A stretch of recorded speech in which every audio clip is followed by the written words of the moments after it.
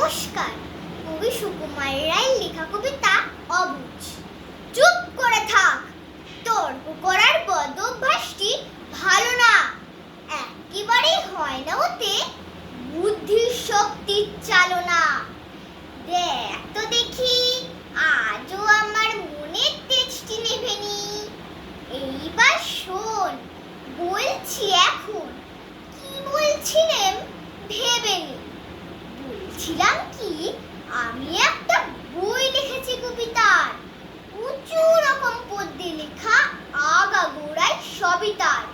তাইতে আছে 10 মুখে চায় হজম করে দশধর, শ্মশান ঘাটে শ্বাসপানি খায় শশব্যস্ত শশধর।